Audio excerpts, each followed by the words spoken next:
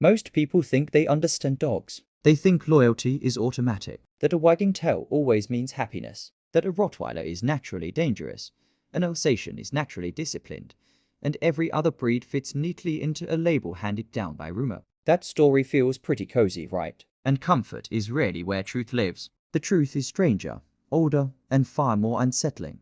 Dogs are not just pets. They are not even just companions. They are living biological records shaped by forgotten humans, lost survival strategies, and decisions made long before history learned how to write itself down. Behind every bark is a message we were never taught to decode. Behind every breed stereotype is a human bias mistaken for biology. And once you see what dogs really are, it becomes almost impossible to see them as just animals again. Dogs did not enter human life the way most people imagine. There was no clean moment where a human tamed a wolf and civilization began. What happened was quieter and more profound. Early wolves began following human camps, not out of affection, but calculation. They learned when scraps appeared. They learned which humans were predictable and which were dangerous. Over generations, the wolves that could read human behavior survived. The rest disappeared. Dogs didn't just adapt to humans. Humans adapted to dogs. Our hunting improved. Our night watches became safer. Our survival rates climbed.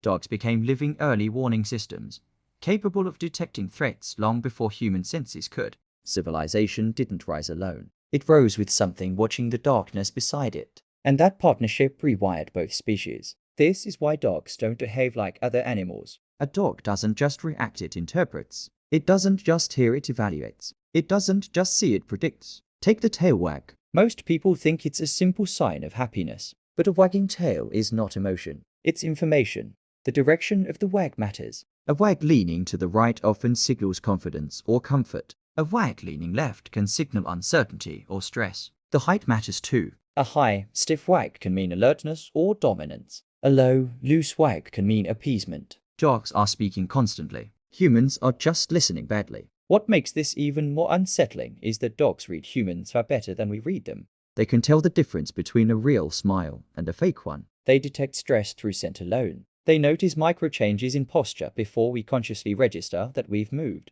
Very often, your dog knows how you feel before you do. Then there are the breeds we claim to understand. Rottweilers are feared. Alsatians, also known as German Shepherds, are praised as ideal working dogs. But this contrast has almost nothing to do with temperament. Rottweilers were shaped by the Roman Empire. They guarded cattle, protected supply lines, and made independent decisions in chaotic environments. They were bred to think, not wait for permission. Alsatians were refined much later, during an era obsessed with hierarchy, obedience, and command structures. They were shaped to respond precisely to instruction. One breed was designed for judgment, the other for compliance. When society changed, the narrative changed with it. Independence became labeled as unpredictable. Obedience became good temperament. The dogs didn't change. Human fear did.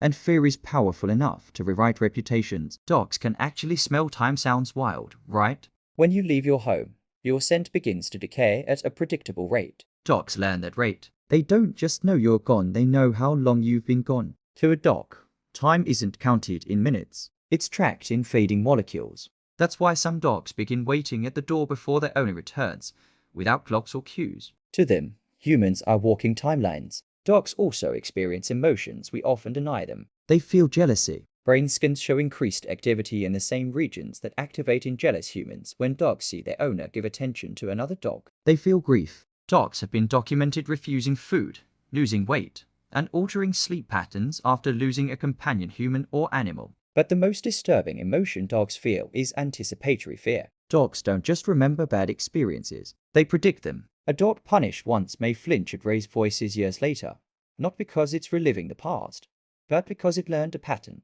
Dogs don't live only in the moment. They live in probabilities. They are constantly asking, what comes next? And they are always studying us. Dogs memorize routines with astonishing precision. How you breathe when anxious, how you walk when tired, the tone your voice takes before anger appears. They track these patterns relentlessly. This is why service dogs can detect seizures before they happen. Why therapy dogs gravitate towards silent distress. Why some dogs react cautiously to people they've just met. They aren't sensing good or evil. They're sensing inconsistency. Dogs trust patterns. They fear chaos. Which brings us to a truth most people avoid. Dogs do not belong to us. They bond with us. And bonding is not ownership. It's vulnerability.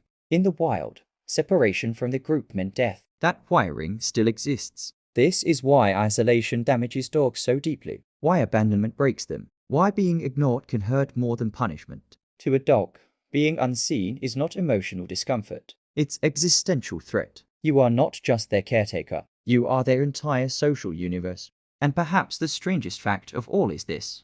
Dogs never asked for dominance. They never asked for control. They evolved to connect. Dogs are not accessories. They are not security systems. They are not background characters in human lives. They are mirrors. They reflect our habits, our moods, our stability or our absence of it. They carry instincts shaped by forgotten humans who needed them to survive. They speak a language written in scent, posture, and silence. And once you understand that, you realize something unsettling. The leash was never about control. It was always about connection. And the real question was never whether dogs understand us. The real question is whether we ever truly try to understand them.